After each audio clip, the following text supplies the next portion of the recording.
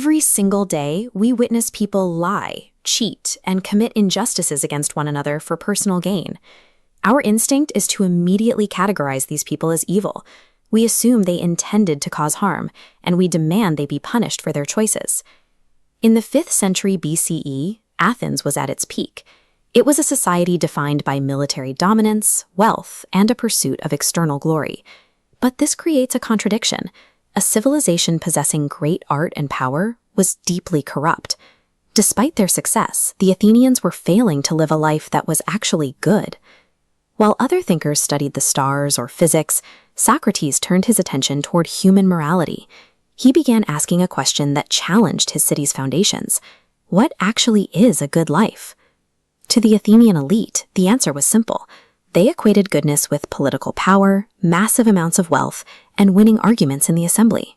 Socrates argued that these external advantages are worthless if you don't know how to use them. Without internal moral knowledge, power and wealth are just tools for causing further harm.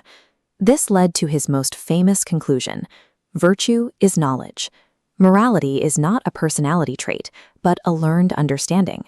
Once understood, specific virtues like courage, justice, and purity follow naturally. They are direct results of seeing the world as it truly is. This logic forces a conclusion that challenges our entire concept of justice.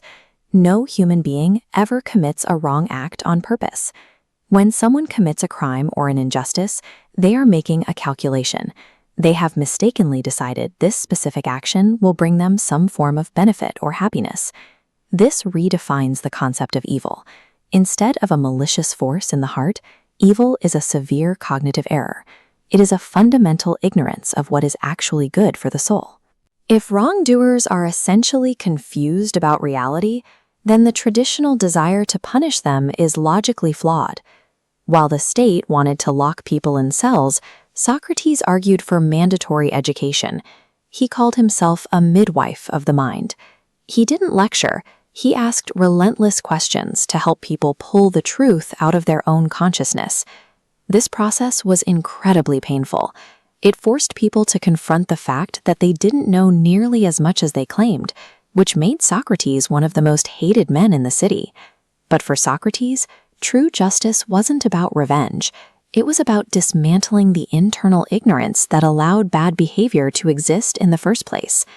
This framework requires a reevaluation of how we measure a successful life, moving the focus away from physical accumulation and toward the state of the mind. Socrates argued that morality had nothing to do with the outward rituals or animal sacrifices that dominated Athenian religion. Instead, it was found in the continuous development of one's own consciousness.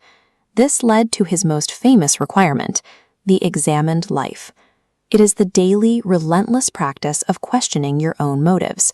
He compared the mind to the body. Just as a body withers without food, a mind becomes sick and weak when it is not nourished by the truth. To Socrates, failing to question your beliefs isn't just a mistake, it's a spiritual death. You are effectively living as a dead person while you are still breathing. His habit of exposing the ignorance of powerful men made him a target. In 399 BCE, the state put him on trial for his life. The jury gave him a choice. He could stop his philosophical questioning and live, or he could stay silent and face execution.